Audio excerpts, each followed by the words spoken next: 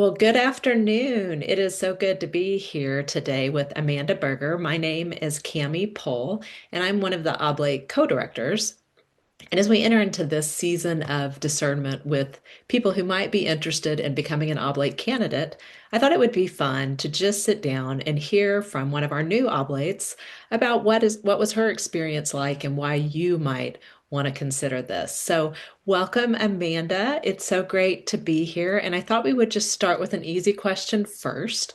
When did you become an Oblate? Well, thank you for having me. It's fun to do these kinds of things. I became an oblate in the spring of 2025, so it hasn't even quite been a year yet. Yeah. So again, I love your energy and enthusiasm. And that's why one of the reasons why I wanted to talk with you while it's still really fresh. What led you to be connected with St. Paul's Monastery in this way? Hmm. That is a really great question. And I think the most honest answer is that I was very interested in becoming an oblate somewhere. I really wanted to be an oblate somewhere where I could participate on a regular basis in the life of the community. So for me, it needed to be somewhere close enough to where I live that was accessible, that it felt like not a huge barrier to participation to have to drive or worry about weather or things like that. Yeah, just that it felt close to home. Great. And as a couple of West Side girls here, you can drive from Plymouth, Minnetonka. It works, right? Yeah, yeah, it totally works. Yeah. So, getting beyond the specific place, St. Paul's Monastery, I'd also Mhm. love to hear a little bit about what drew you to study Benedictine spirituality and the rule of Benedict through oblate formation. Hmm. I'm not really sure where the roots of it started with. Like, if I were really tracing this journey, it probably goes back 20 or 25 years, maybe even to seeing The Sound of Music for the first time. I don't even really know, except that my first experience with sort of who Saint Benedict was and that there was a rule and that people lived by this was through the writing of Kathleen Norris. And so that came during college. I thought it was interesting, but it probably wasn't much more than that at the time. But in my work in ministry over the last 25 years, I've come across St. Benedict and the Benedictine rule in lots of arenas of spiritual formation. And so my exposure to writing my own rule of life came way before I ever knew where it came from, the idea of doing that, even. And so that piece of the intentionality of living the Christian life has always really appealed to me. And then when I started to realize like where this comes from, this idea, the Benedictine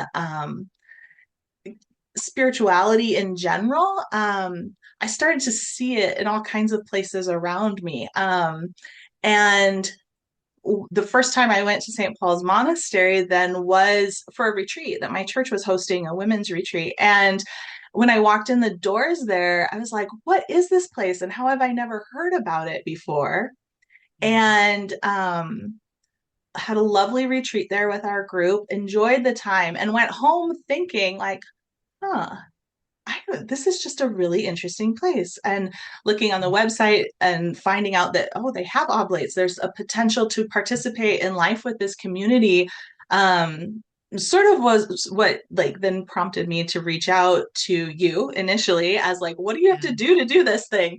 Yeah. What are the requirements? What do you need? And I think in one of our first conversations together, you had recommended to pick up a copy of the rule with commentary and just become familiar with it. And that was really where my deepening journey with it began, was starting to work through the rule and realizing that so many of the things I was doing in my life already were in there. Right. Um, and it was almost this sense of coming home of like, oh, these are your people. This is where you belong. So Right. yeah, and then from there, just the oblate formation. I love that it takes time. That Yeah. it's not like you just sign up and show up. That there's like an intentional.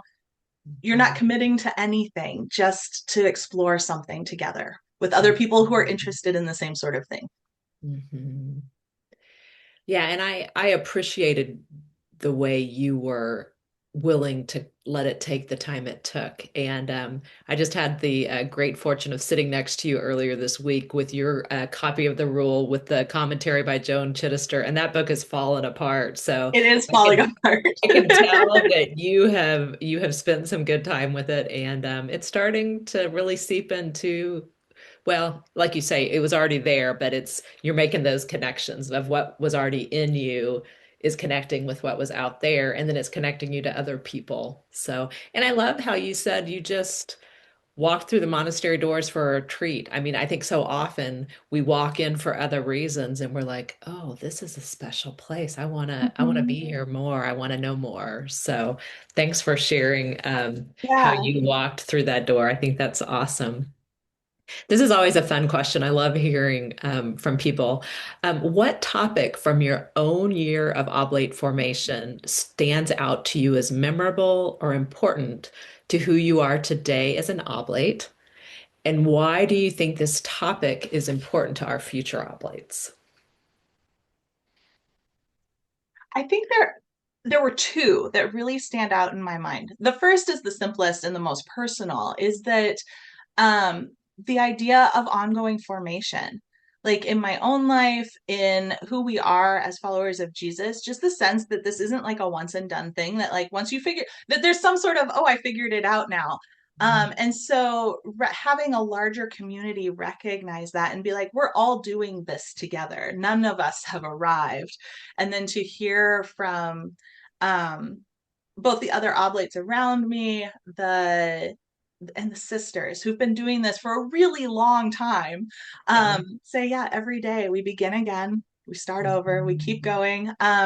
So yeah, definitely that sense of continued formation and ongoing commitment to it.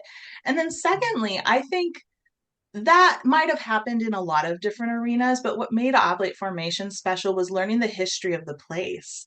I didn't come to the monastery because of a relationship with the sisters or even super strongly that place. It was the idea of Benedictine spirituality. And so in the formation sessions where we started to hear their story and where they came from and what they've done over their lifetime of ministry, those were the moments where I went, oh, there's something more beautiful here than what I could have read in a book or experienced in a workshop, right? That the life of community together and what God has been doing through that over generations is really powerful. And I think that's what you feel in the place when you step through the doors, is that sense of like, this is holy ground.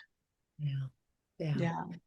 Well, I really appreciate that, and I love that hearing from other oblates and hearing from others from some of the sisters was impactful to you because it's not all me or Todd presenting. That's Right. one of the things I love is that we have so many people, talented people with their own lived experience of Benedictine spirituality sharing with the oblate group that's going through formation. And I love that you caught that idea of ongoing formation because we never finish, right?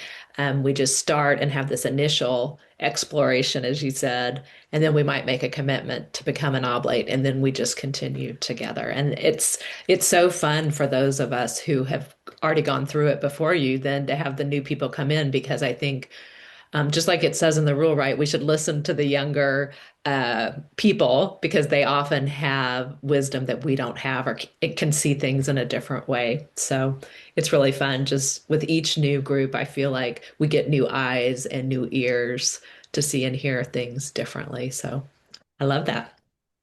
All right, this is probably the easiest question. Is there anything else you would like to say about being an oblate of St. Paul's Monastery?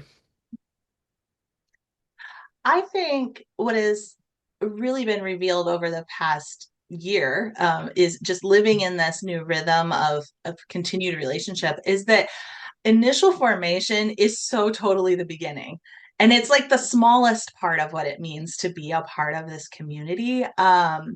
That really what I have gained over the last year of it, it's exponential, right? Like as I've met more oblates, as I've been spent more time in this space, as I continue to do my own work in spiritual formation, that it's not like coming into something where you take a test, right? Like there's all this stuff to learn and then you take a test and now you're an oblate that like actually it's sort of the like here's what you need to get going on this journey and then what the real journey is what happens past that and that has been so beautiful.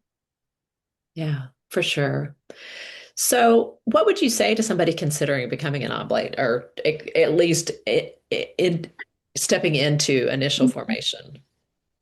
Um, I feel like if you have any sense of curiosity about it at all, any sort of nudge from the Holy Spirit to just see what it's about, to go ahead and do it. Like there's no drawback to it. You will only learn more about yourself and a beautiful community of people. And I happen to think that anything that we do in the realm of spiritual formation is always just more fertilizer for the life with God. That there's going to be something there for you, regardless of what the end outcome is for you. Beautiful. I'm going to take that with me. Fertilizer for the life with God. That is a good one. Yeah. Beautiful. Right? The hard Yeah, time. yeah. Yeah. All of it. All compost. Yeah. Yeah, for sure. Yeah. Well, Amanda, thank you so much. Again, your energy, your excitement, your own journey, just all have been beautiful to be a part of. And I look forward to what may come in the future with you. Yeah. Thank you so much.